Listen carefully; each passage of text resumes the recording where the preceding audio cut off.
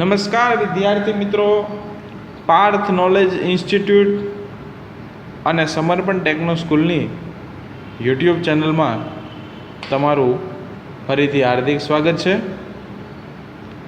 આપણે ગયા લેક્ચરમાં unit number 6 the night train at Deoli એમાં થોડું ઘણું આપણે ભાષાંતર કર્યું હતું અને બાકીનું ભાષાંતર આપણે આ લેક્ચરની અંદર પૂર્ણ કરશું.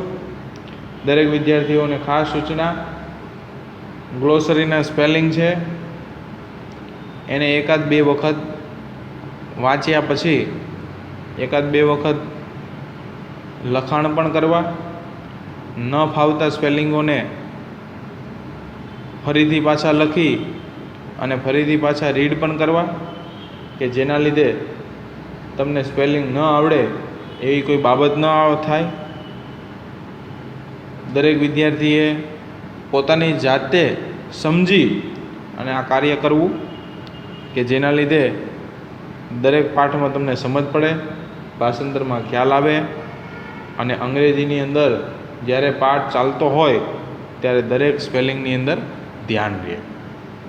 તો હવે ફરીથી પાછા આપણે પાઠમાં આગળ વધીએ. છેલ્લે લાસ્ટમાં આપણે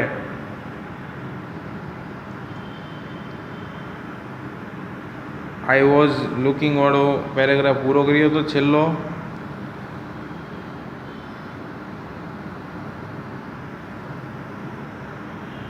આજે આપણે પાઠને પૂર્ણ કરશું.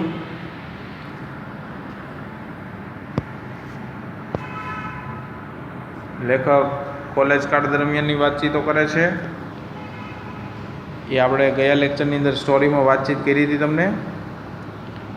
તો હવે સ્ક્રીન ઉપર ફરીથી પાછા પેરેગ્રાફ આપેલા છે, તો પેરેગ્રાફનું ભાષાંતર કરવાનું આપણે ચાલુ કરીએ. She did not start selling baskets but came straight to the tea stall. તેને ટોપલી વેચવાનું શરૂ ન કર્યું. આ વખતે બીજી વખત મુલાકાત કરે છે. લેખક સ્ત્રી સાથેની બીજી વખતની મુલાકાતમાં લેખક શું ધ્યાન દોરે છે આપણું એ જોઈએ. તેણે ટોપલી વેચવાનું આ વખતે શરૂ ન કર્યું, પરંતુ સીધી જ ચાના સ્ટોલ પર આવી. Her dark eyes were suddenly filled with light. તેની ઘેરી આંખો અચાનક જ પ્રકાશિત થઈ. We said nothing for some time, but we spoke without words. અમે થોડો સમય કંઈ ન બોલ્યા, પરંતુ શબ્દો વગર બોલતા હતા. I felt the impulse to put her on the train there and then and take her away with me. હું આવેશમાં આવી ગયો, આક્રોશમાં આવી ગયો અને મને થયું કે તેને ત્યાં ટ્રેનમાં મૂકી મારી સાથે લઈ જવો. I could not bear the thought of watching her vanish into the darkness of Devli station. Deoli સ્ટેશનના અંધકારમાં તેના અદૃશ્ય થવાનો વિચાર હું સહન કરી શકતો ન હતો. I took the baskets from her hand and put them on the ground. Deoli સ્ટેશનના અંધકારમાં તેના અદૃશ્ય થવાનો વિચાર હું સહન નહોતો કરી શકતો. તેથી મેં તેના હાથમાંથી ટોપલી લઈ અને જમીન પર મૂકી દીધી. She put out her hand to take a basket, but I caught her hand and held it. તેણે એક ટોપલી લેવા પોતાનો હાથ બહાર કાઢ્યો, પરંતુ મેં તેનો હાથ પકડી લીધો. I have to go to Delhi, I said. મેં તેણીને કહ્યું કે મારે તો દિલ્હી જવું છે. She nodded. I do not have to go anywhere. તેણીએ મને કહ્યું, તેણે તો માથું ઝુકાવ્યું, મારે કોઈ જગ્યાએ જવાનું નથી, આવું તેણીએ કીધું. The guard blew his whistle and I hated the guard for doing that. ગાર્ડે તો પોતાની સીટી વગાડી અને મને ગાર્ડના આ કાર્યથી ખૂબ ધિક્કાર હતો.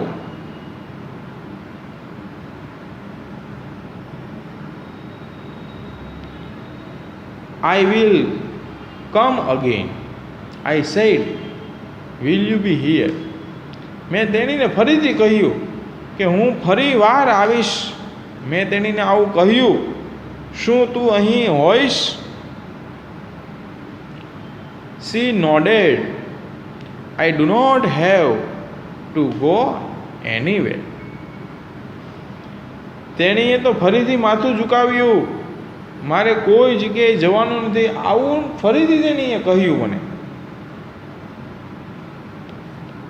She nodded again. The bell clanged and train slid forward. તેણે ફરીવાર માથું ઝુકાવ્યું, બેલ વાગી ગયો, ટ્રેન ધીમે ધીમે આગળ વધી. I had to pull my hand away from the girl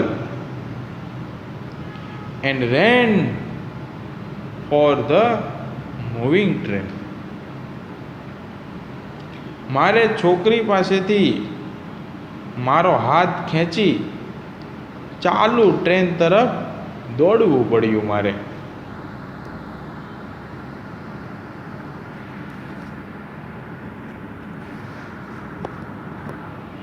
This time I did not forget her. આ સમયે હું તેને ભૂલ્યો ન હતો. She was with me for the rest of the journey and for long after. તે બાકીની મુસાફરી અને તેના પછી ઘણો સમય તે મારી સાથે રહી. All that year she was a bright living thing. તે આખું વર્ષ તે તેજસ્વી સજીવ રહી. And when the college term ended, I packed in haste and left for Dehra earlier than usual. અને જ્યારે કોલેજનું સત્ર પૂરું થયું ત્યારે મેં ઉતાવળમાં પેકિંગ કર્યું અને હંમેશની જેમ વહેલા દેહરા જવા હું તો નીકળી પડ્યો. I was nervous and anxious as the train entered Deoli. જેવી ટ્રેન દેવલીમાં પ્રવેશી એટલે હું ખૂબ નિરાશ હતો અને ચિંતિત પણ હતો. I was wondering what I should say to the girl and what I should do. મને આશ્ચર્ય થતું હતું કે મારે છોકરીને શું કહેવું અને શું કરવું? I was determined that I wouldn't stand helplessly before her. હું દ્રઢ નિશ્ચય થયો હતો કે તેની સમક્ષ હું લાચાર થઈ ઊભો નહીં રહ્યો. આ વખતે તો The train came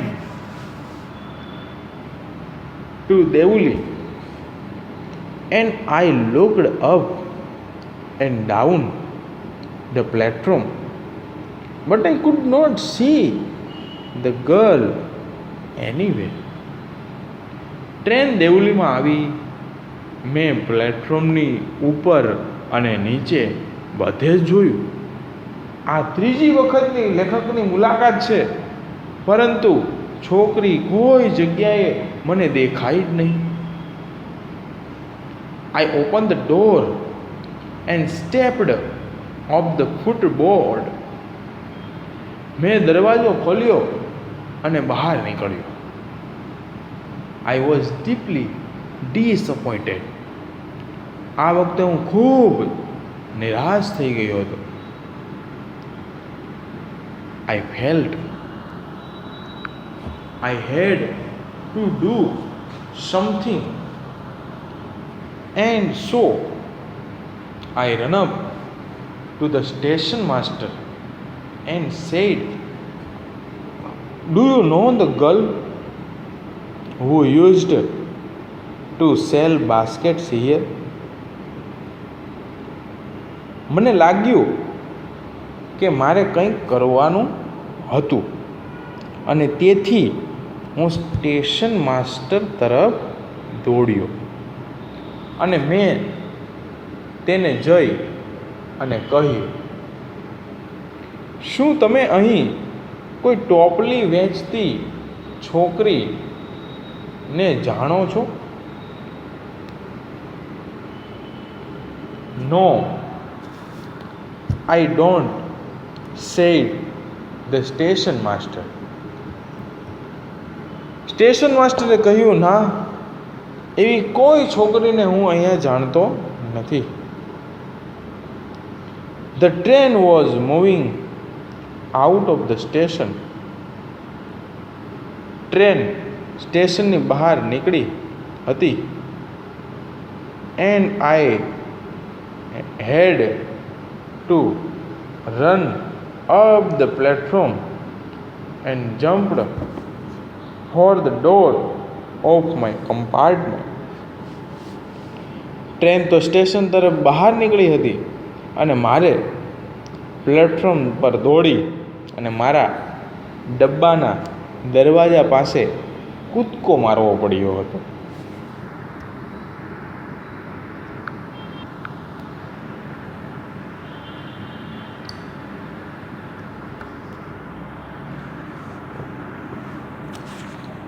The Devuli platform vanished.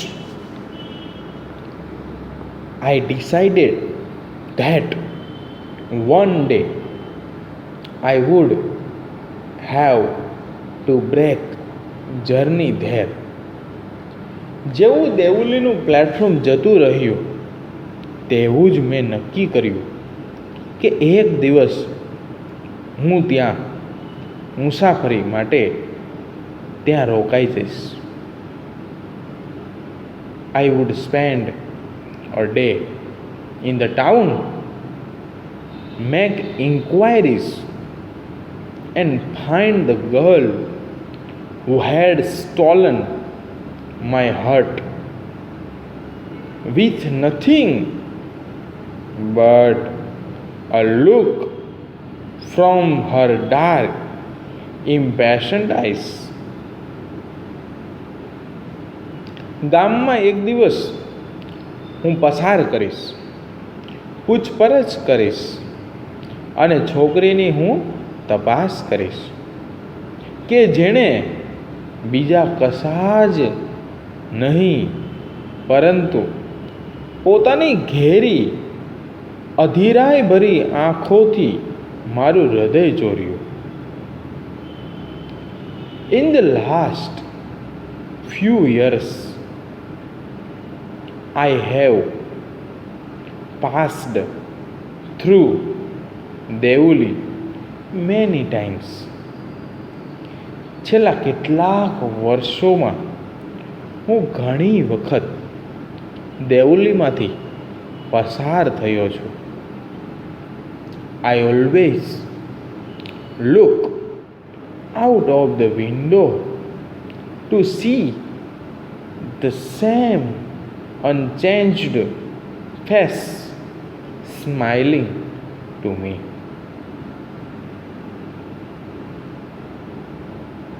હું હંમેશા તે જ બદલાયેલા મારી તરફ હસતા ચહેરાને બારીમાંથી જોઉં છું.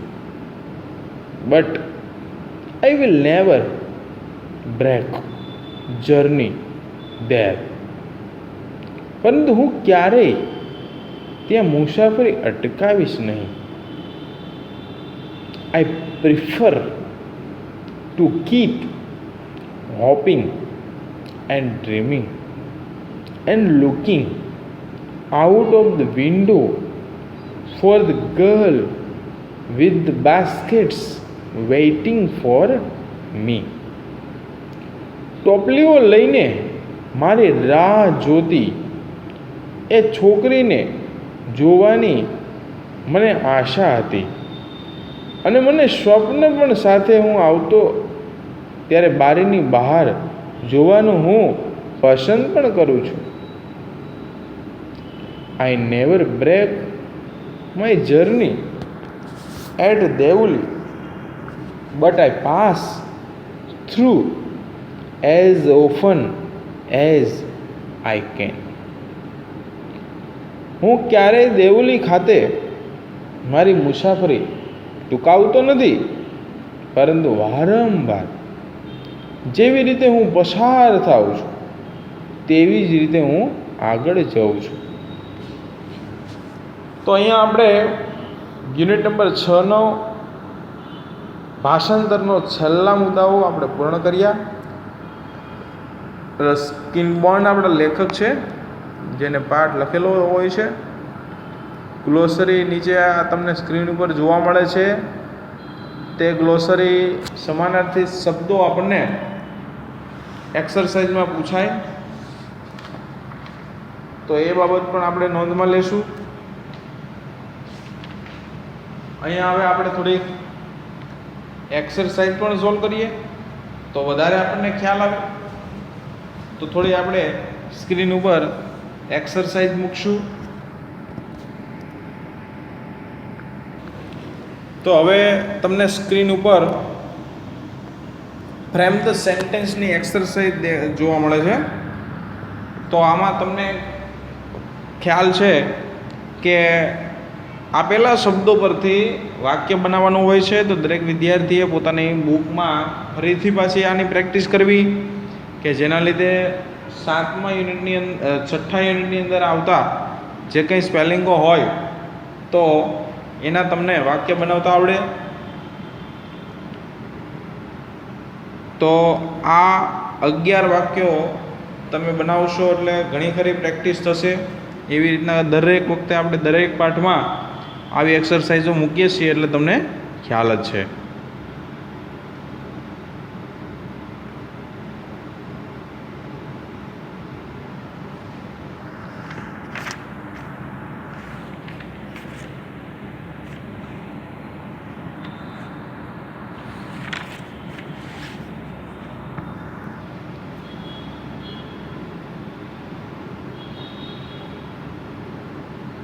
ધારો કે 11મા વાક્યની અંદર પાઠની અંદર આવી જ ગયેલો છે આખા સ્પેલિંગો બધાય. દેવલી છે, બોર્ડર છે, હેવી જંગલ્સ છે. તો બનાવી શકાય વાક્ય કે Deoli was on the border of the heavy જંગલ ઓફ ધ ઇન્ડિયન તેરાય. તો આવી આખી લીટી પાઠની અંદર આપણે ભણી ચૂક્યા. બરાબર. એટલે આવી રીતના વાક્યો તમે બનાવી શકો અને તમારે તમારી જાતે પણ તમે બનાવી શકો, પણ વાક્ય છે એ ગ્રામર સભર હોવું જોઈએ. હવે આની પછીની બીજી એક્સરસાઇઝ આપણે જોઈએ. આ છે હુ સેડ ટુ હુમ, કોણ બોલે કોને કહે. ધારો કે આપણે બીજું વાક્ય લઈએ તો ગીવ મી વન, તો આની અંદર વાક્યમાં લેખક બોલે છે, બરાબર, અને ગર્લ એટલે કે છોકરી સાંભળે છે. તો આ હુ સેડ ટુ હુમ વાળી એક્સરસાઇઝ છે, બરાબર, કોણ બોલે કોને કહેની એક્સરસાઇઝ છે, બરાબર. તો એ પણ તમે 9 જેટલા વાક્યો મૂકેલા છે પાઠની અંદર. આવા પણ બીજા વાક્યો પણ હોય, બરાબર, તો એ પણ તમે જોઈ શકો. રેડી. પણ મુખ્ય વાક્ય હોય એ આપણે તમને દેખાડેલા છે એક્સરસાઇઝ સ્વરૂપે, એટલે તમે એને પોતાની જાતે એક્સરસાઇઝ સોલ્વ કરી એને જોઈ શકો. રેડી. હવે આની પછીની ત્રીજી એક્સરસાઇઝ છે પેરેગ્રાફ વાળી, ફિલ ઇન ધ બ્લેન્ક્સ વાળી છે. આગળ પણ આપણે આ એક્સરસાઇઝ સોલ્વ કરતા હતા. અહીંયા પણ પાછા એકાદો પેરેગ્રાફ હું તમને સોલ્વ કરાવી અને તમને ખ્યાલ આવે કે આવી રીતના સોલ્વ કરવાનો હોય છે. ધારો કે આપણે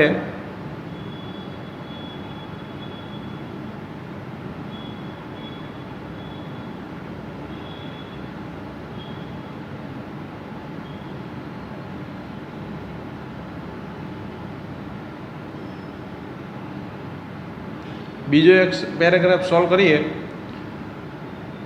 તમે બધા પેરેગ્રાફ તમારી રીતના જોઈ લીધા હશે. તો બીજો પેરેગ્રાફ આપણે જોઈએ. વેવડ કૌંસની અંદર આપેલો છે જવાબો 2, વેવડ અને થ્રિલ. આખો પેરેગ્રાફ પહેલાં તો વાંચવો પડે તો વધારે ખ્યાલ આવે. પાઠ આધારિત જ પેરેગ્રાફો હોય છે, સ્પેલિંગો હોય છે.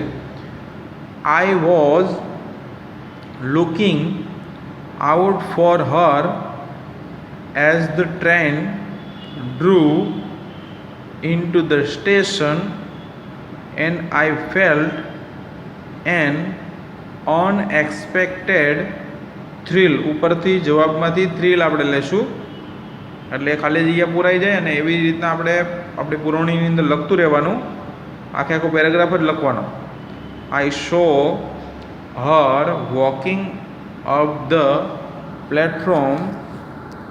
I ran to the door and waved at her. તો આવી રીતના આ પાઠ પૂરો થાય અને એની સાથે આ એક્સરસાઇઝો પણ તમે ઘરે બેસી અને આ એક્સરસાઇઝ સોલ્વ કરો. પોતાની બુકની અંદર સોલ્વ કરજો એટલે વધારે તમને ખ્યાલ આવશે.